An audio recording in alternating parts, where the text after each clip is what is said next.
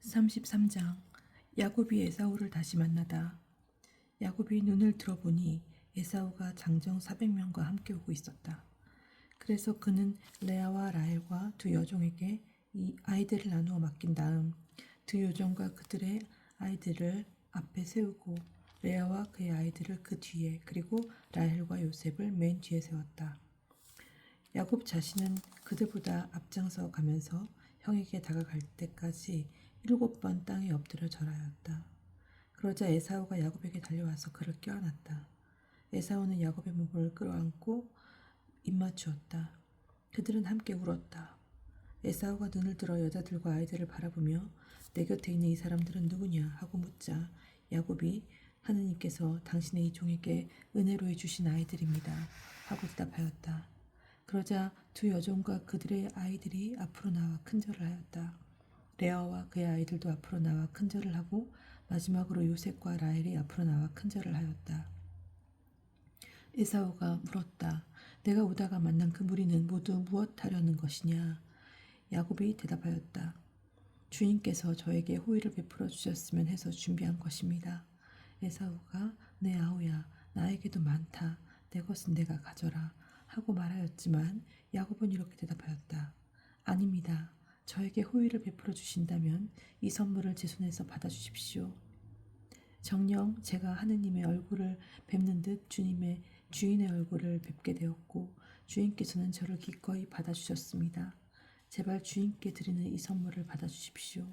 하느님께서 저에게 은혜를 베푸시어 저는 모든 것이 넉넉합니다. 이렇게 야곱이 간곡히 권하자 에사우는 그것을 받아들였다. 야곱과 에사우가 헤어지다. 에사우가 말하였다. 자, 일어나 가자. 내가 앞장서마.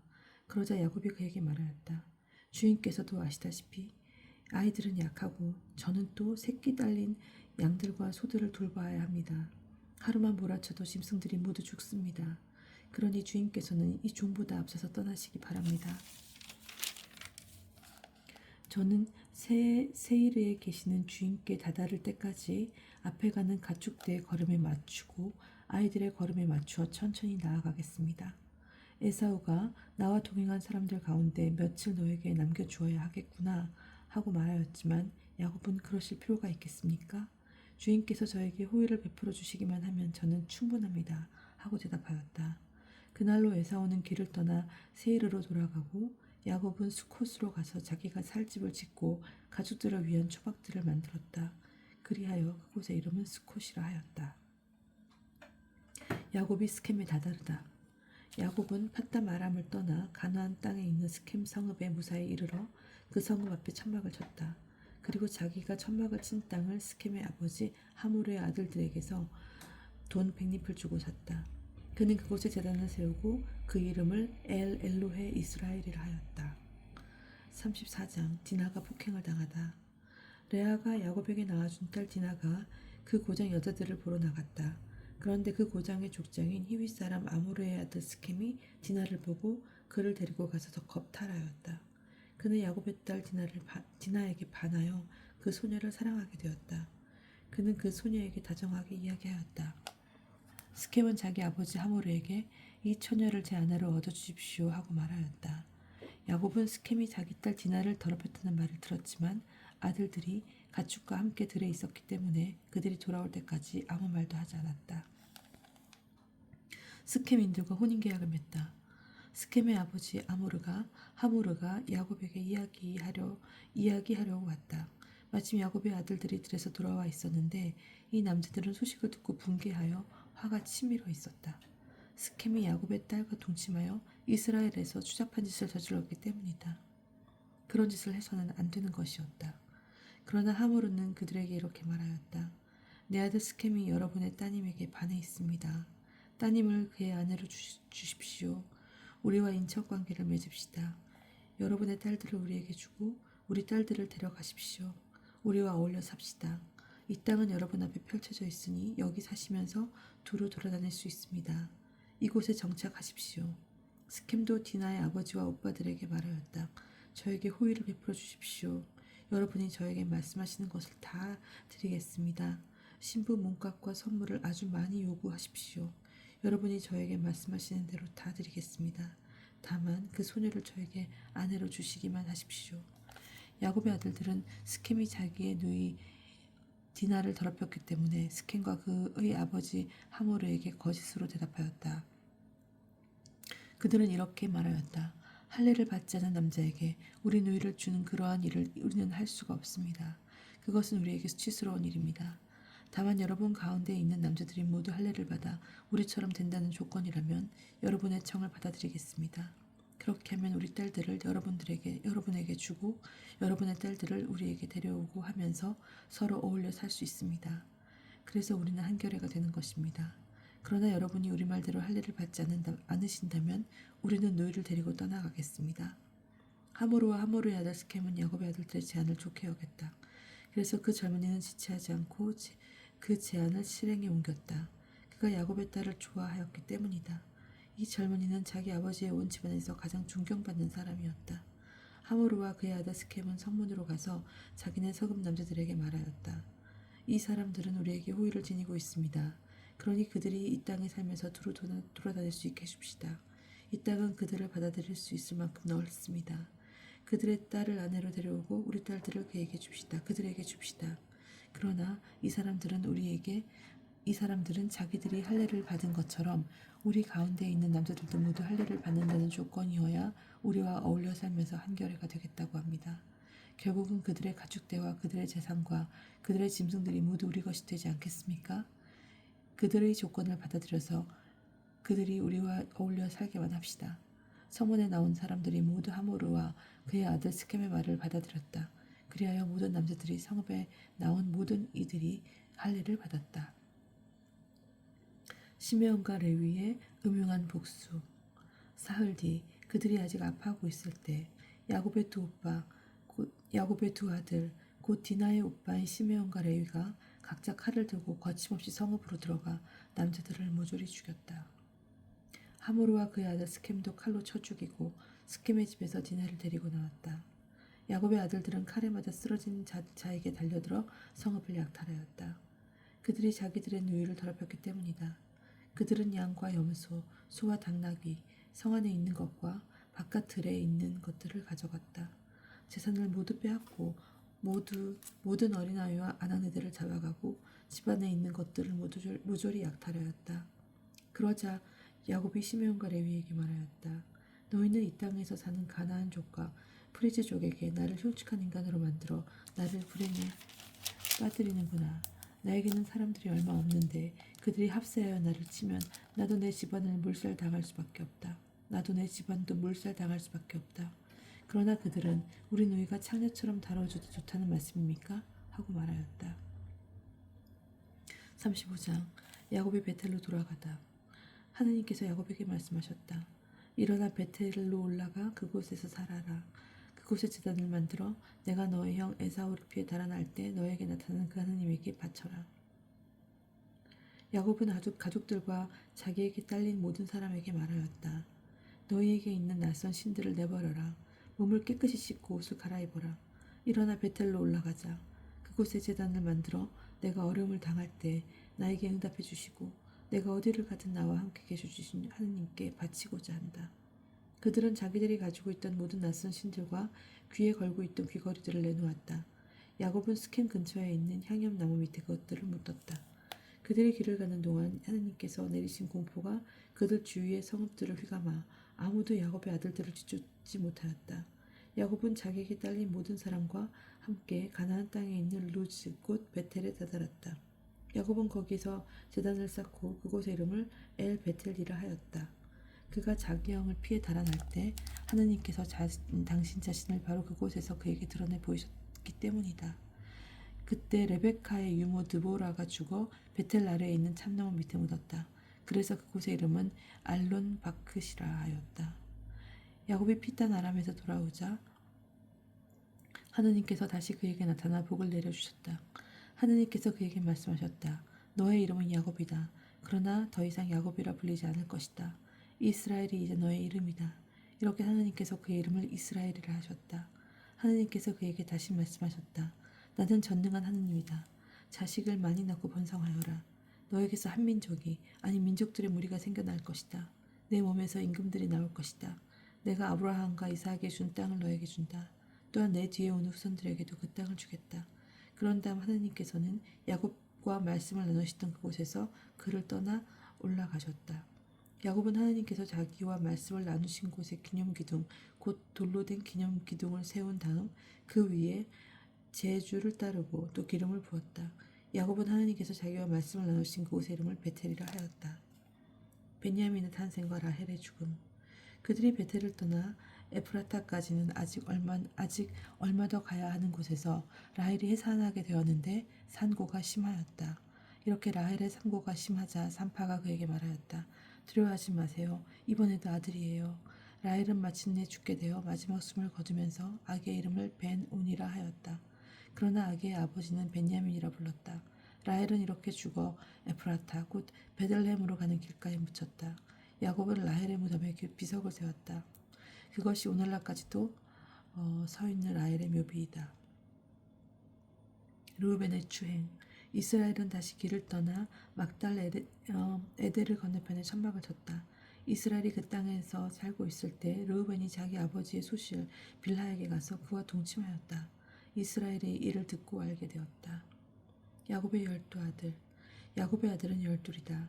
레아의 아들은 야곱의 맏아들 르우벤, 시메온, 레위, 유다, 이사카르, 즈불룬이고 라헬의 아들은 요셉과 베냐민이다.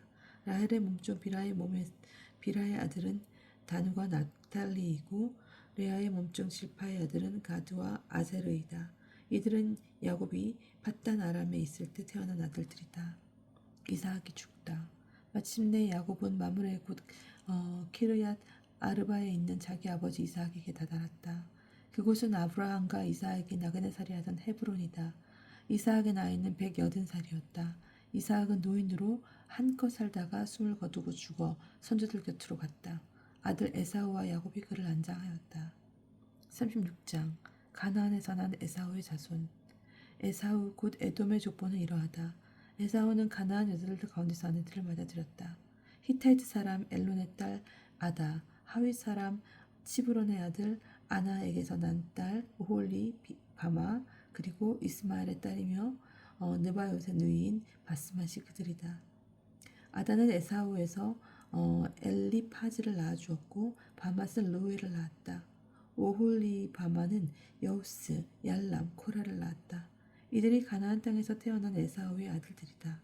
그 뒤에 에사우는 아내들과 아들, 딸들, 자기 집에 딸린 모든 식구들, 그리고 가나안 땅에서 얻은 가축대 모든 짐승들과 재산을 거두어 가축대 모든 짐승들과 재산을 거두어 자기의 아우 야곱에게서 좀 떨어진 땅으로 갔다.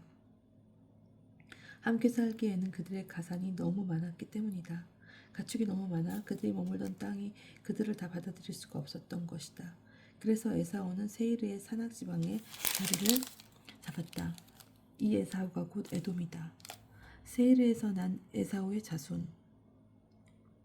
세이르 산악지방에 사는 에돔의 조상 에사우의 족보는 이러하다. 에사우의 아들들의 이름은 이러하다. 에사우의 아내 아다의 아들 엘리파즈와 에사우의 아내 바스맛의 아들 르우엘이다. 엘리파즈의 아들은 테만, 우마르, 치프, 가탐, 크나지이다. 에사우의 아들 엘리파즈에게서는 팀나란 소실이 있었는데 그가 엘리파즈에게 아말렉을 낳아주었다. 이들이 에사우의 아내 아다의 자손들이다. 르우엘의 아들들은 이러하다. 곧 나핫, 제라, 쌈마, 미자이다. 이들이 에사우의 아내 비스맛의 자손들이다. 치본의 아들 아나의 딸로서 에사우의 아내인 오홀리바마의 아들들은 이러하다. 그는 에사우에게 여우스, 알람, 코라를 낳아주었다. 에돔의 족장들. 에사우의 자손들의 족장들은 이러하다. 에사우의 맏아들 엘리파즈의 아들들은 족장 테만, 족장 우마르, 족장 치포, 족장 크나즈, 족장 코라, 족장 가나탐, 족장 아말렉이다. 이들이 에돔 땅에 있고 에돔 땅에 있는 엘리파즈의 족장들이다. 이들은 아다의 자손들이다. 에사우의 아들 르우엘의 아들들은 이러하다. 족장 나핫, 족장 제리, 족장 쌈마, 족장 미자이다. 이들이 에돔 땅에 있는 르우엘의 족장들이다. 이들은 에사우의 아내 베스맛의 자손들이다. 에사우의 아내 오홀리바마의 아들들은 이러하다. 족장 여우스, 족장 얄람, 족장 코라이다. 이들은 아나의 딸로서 에사우의 아내인 오홀리바마의 아들들이다.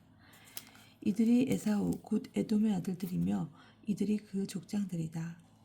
호르 사람 세이르의 자손, 호르 사람 세이르의 아들들로서 그 땅의 주민들은 이러하다. 곧 롯탄, 소발, 시브온, 아나, 디손, 에체르, 디산이다. 이들이 에돔 땅에 사는 세이르의 아들로서 호르 족장이다. 족장들이다. 롯탄의 아들들은 호르와 헤맘이고 롯탄의 누이는 팀나이다. 소발의 아들들은 이러하다. 곧 알완, 마나핫, 에발, 스포, 오남이다. 시브온의 아들들은 이러하다. 곧 아야와 아나이다. 아나는 자기 아버지 치브온의 나귀를 치다가 광야에서 온천을 발견한 사람이다. 아나의 자녀들은 이러하다. 곧 지손과 아나의 딸 오홀리바마다. 지손의 아들들은 이러하다. 곧 햄단, 에스반, 이스트란, 크란이다. 에첼의 아들들은 이러하다. 곧 빌한, 자이완, 아칸이다. 디산의 아들들은 이러하다. 곧 우츠, 아란이다. 호르주 족장들은 이러하다. 곧 족장 롯탄, 족장 소발, 족장 시브온, 족장 아나, 족장 디손, 족장 에체르, 족장 디산이다. 이들이 세이르 땅에 사는 부족들에 따라 본 호로족의 족장들이다. 에돔의 임금들. 이스라엘 자손들은 임금이 다스리기 전에 에돔 땅을 다스리던 임금들은 이러하다. 포르의 아들 벨라가 에돔을 다스렸는데 그의 성읍은 진하바였다. 벨라가 죽자 포츠라 출신 제라의 아들 요밥이 그 뒤를 이어 임금이 되었다.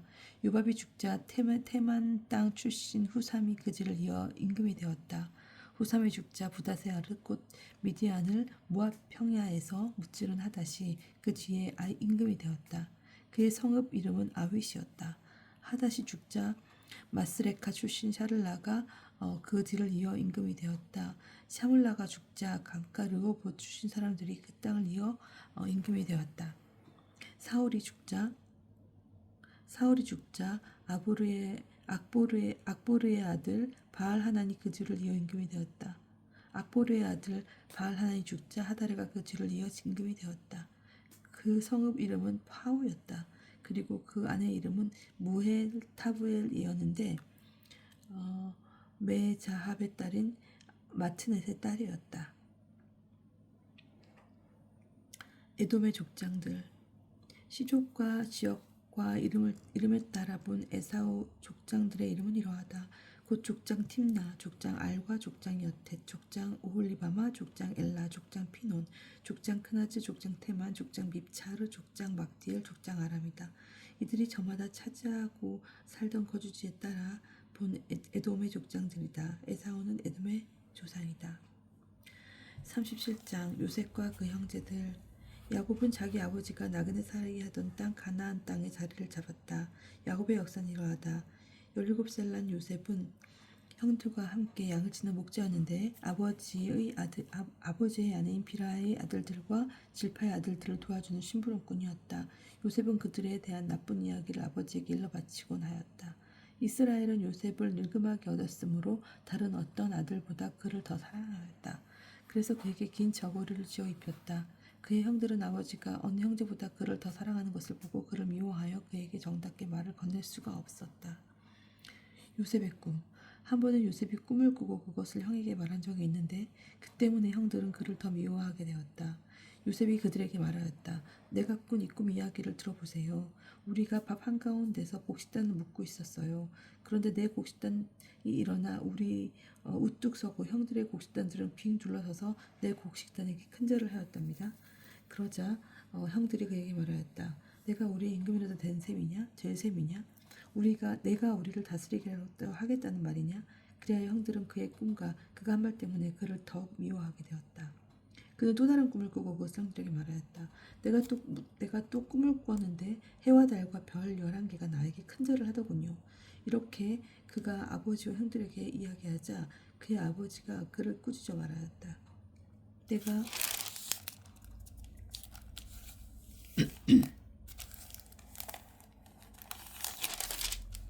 내가 꾸었다는 그 꿈이 대체 무엇이냐? 그래, 나와 내 어머니와 내 형들이 너에게 나아가 땅에 엎드려 큰절을 해야 한단 말이냐? 형들은 그를 시기하였지만 그의 아버지는 이 일을 마음에 간직하였다.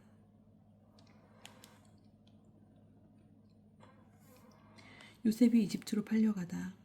그의 형들이 아버지의 양떼에게 풀을 뜯기러 스켐 근처로 갔을 때 이스라엘이 요셉에게 말하였다.